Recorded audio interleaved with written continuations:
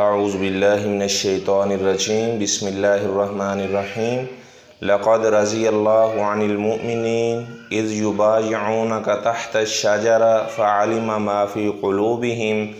فانزل السکینۃ علیہم واصابہم فتحا قریبا۔ ناظرین کرام، آپ جانتے ہیں 18 ذو الحجہ جناب عثمان بن عفان رضی اللہ تعالی عنہ کی شہادت کا دن ہے، اور بعض لوگ اس دن کو عید غدیر بھی مناتے ہیں، جبکہ حقیقتاً وہ حضرت عثمان رضی اللہ تعالیٰ عنہ کی شہادت پر جشن مناتے ہیں۔ تو جناب عثمان بن عفان رضی اللہ تعالیٰ عنہ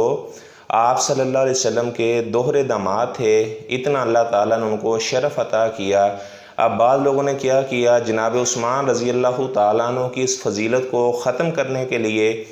اور حضرت علی رضی اللہ تعالیٰ عنہ کی منقبت کو، ان کے فضائل کو حضرت عثمان رضی اللہ تعالیٰ عنہ سے زیادہ ثابت کرنے کے لیے انہوں نے کیا کیا، انہوں نے کہا جی آپ صلی اللہ علیہ وسلم کی بیٹی ہی ایک تھی۔ انہوں نے کہا کہ اس ورقے کو ہی پھاڑ دیا جائے کہ آپ صلی اللہ علیہ وسلم کی 4 بیٹیاں تھیں، اور 2 بیٹیاں سیدہ رقیہ رضی اللہ تعالیٰ عنہ اور اسی طرح سیدہ ام کلثوم رضی اللہ تعالیٰ عنہ یکے بعد دیگرے حضرت عثمان رضی اللہ تعالیٰ عنہ کے نکاح میں آئی۔ تو جب کہ آپ صلی اللہ علیہ وسلم نے فرمایا تھا، جب سیدہ ام کلثوم رضی اللہ تعالیٰ عنہ کا انتقال ہوا تو الکامل جو ابن عدی کی کتاب ہے اس میں صحیح سند سے موجود ہے، لو کانت لی 40 بنتا لزوجت مع عثمان واحدہ بعد واحدہ۔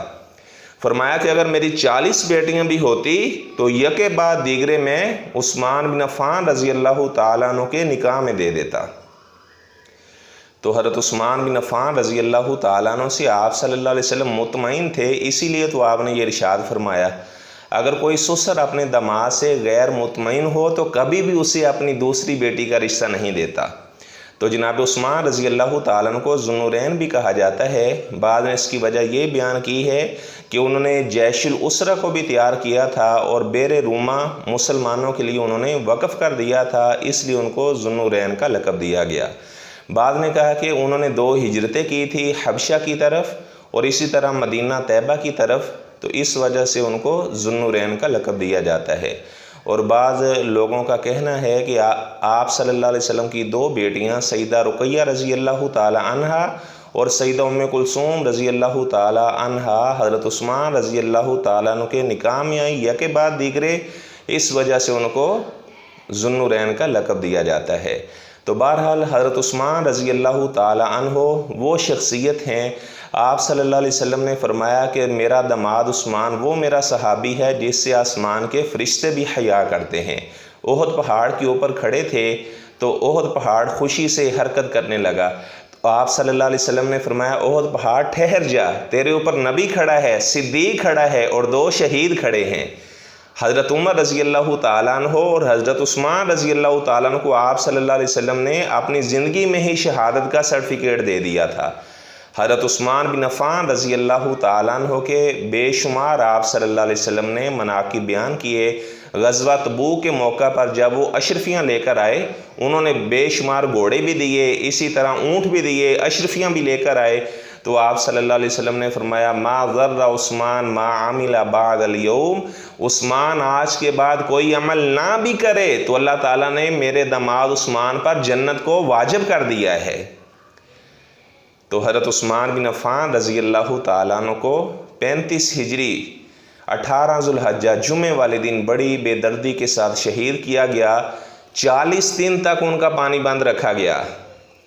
جناب حسین رضی اللہ تعالیٰ عنہ کربلا کے میدان میں 7 محرم کو گئے، 10 محرم کو ان کی شہادت ہوئی، 3 دن پانی بند رہا۔ اور یہ مظلوم مدینہ دیکھو جس کا پانی 40 دن تک بند رہا،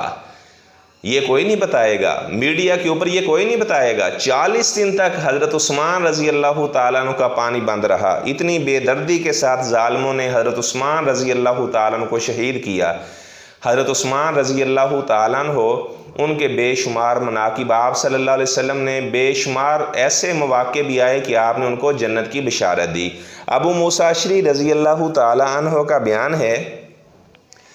کہ آپ صلی اللہ علیہ وسلم ایک باغ میں تشریف فرما تھے تو آپ ایک کنویں کی منڈیر کے اوپر بیٹھ گئے اور مجھ کو دروازے پر بٹھا دیا۔ فرمایا کہ ابو موسیٰ جو بھی آئے اس کو اجازت بھی دینا اور اس کو جنت کی بشارت بھی دینا۔ کہتے ہیں دروازے پر دستک ہوئی، فَإِذَا فَتَحْتُ الْبَابَ فَإِذَا هُوَ أَبُو بَكْرٍ الصِّدِّيقُ رضی اللہ تعالیٰ عنہ قُلْتُ لَهُ إِنَّ رسول اللہ صلی اللہ علیہ وسلم يُبَشِّرُكَ بِالْجَنَّةِ، میں نے کہا ابو بکر اللہ کے رسول صلی اللہ علیہ وسلم آپ کو جنت کی بشارت دے رہے ہیں اور آپ کو باغ میں داخل ہونے کی بھی اجازت دے رہے ہیں۔ کہتے پھر دستک ہوئی، پھر عمر آئے، میں نے ان کو بشارت دی، باغ میں آنے کی اجازت دی۔ پھر دستک ہوئی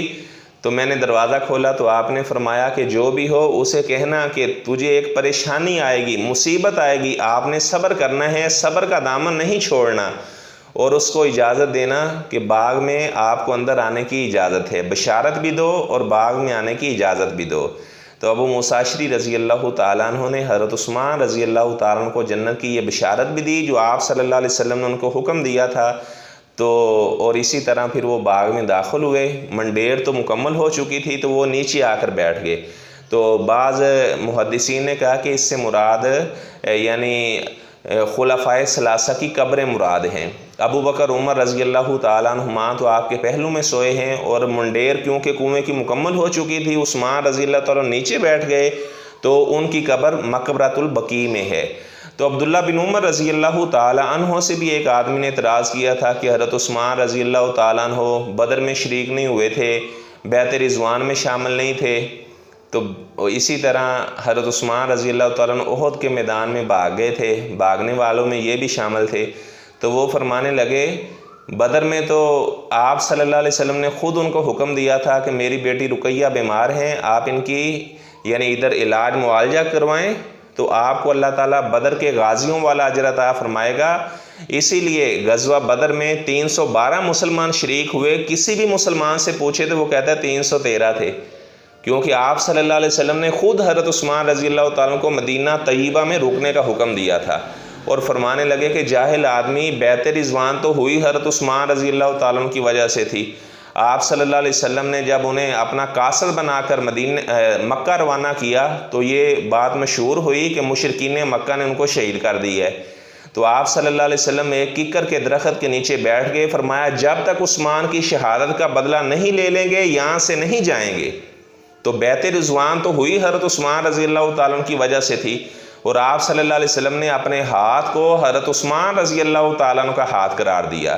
اور اسی طرح غزوہ احد کی جو آپ بات کرتے ہو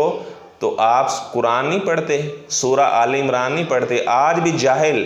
وہ حضرت عثمان رضی اللہ تعالیٰ کی شخصیت پہ اعتراض کرتے ہیں۔ جی احد میں جو لوگ بھاگ گئے تھے ان میں حضرت عثمان رضی اللہ تعالیٰ بھی شامل تھے، لیکن ان کو قرآن تو آتا ہی نہیں ہے۔ اللہ تعالیٰ نے لعنت ڈال دی ایسے لوگوں کے اوپر، دنیا میں بھی اور آخرت کے اندر بھی، جو آپ صلی اللہ علیہ وسلم کے اصحاب پر تبرہ کرتے ہیں، ان کی تنقیص کرتے ہیں، دنیا آخرت میں لعنت ہے ایسے لوگوں پر۔ تو عبداللہ بن عمر رضی اللہ تعالیٰ نے فرمایا ان الذین، اللہ تبارک و تعالیٰ فرماتے ہیں ان الذین تولوا منکم یوم التقى الجمعان انما استزلهم الشیطان ببعض ما کسبوا ولقد عفا اللہ عنہم۔ اللہ تبارک و تعالیٰ فرماتے ہیں جو احد کے میدان میں بھاگ گئے تھے سب کو اللہ تعالیٰ اپنی رحمت سے معاف فرما چکا ہے۔ جب اللہ نے معاف کر دیا ہے تو تم کون ہوتے ہو اعتراض کرنے والے؟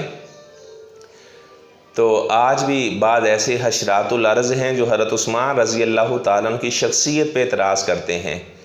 تو حضرت عثمان رضی اللہ تعالیٰ عنہ کو تو بے شمار ایسے مواقع آئے، آپ صلی اللہ علیہ وسلم نے جنت کی بشارت عطا کی، اور آپ نے فرمایا جنت میں ہر نبی کا ایک رفیق ہوتا ہے، اور میرا رفیق اللہ تعالیٰ نے جنت میں عثمان بن عفان رضی اللہ تعالیٰ عنہ کو بنایا ہے۔ جیش الاسرہ کو انہوں نے تیار کیا، مسلمانوں کو بیر روما انہوں نے لے کر دیا، مسجد نبوی کی جگہ تنگ پڑ گئی وہ جگہ انہوں نے لے کر دی۔ تو اتنے اسلام کے اوپر، مسلمانوں کے اوپر حضرت عثمان بن عفان رضی اللہ تعالیٰ عنہ کے احسانات ہیں۔ جامع القرآن، قرآن کو قریش کی لغت پر جمع کیا۔ تو اللہ تعالیٰ ہمیں آپ صلی اللہ علیہ وسلم کے دوہرے داماد جناب عثمان بن عفان رضی اللہ تعالیٰ عنہ ان سے دل و جان سے محبت کرنے کی توفیق عطا فرمائے، اور جو لوگ حضرت عثمان رضی اللہ تعالیٰ عنہ کو گالیاں دیتے ہیں، تبرہ کرتے ہیں، ایسے لوگوں کو اللہ تعالیٰ ہدایت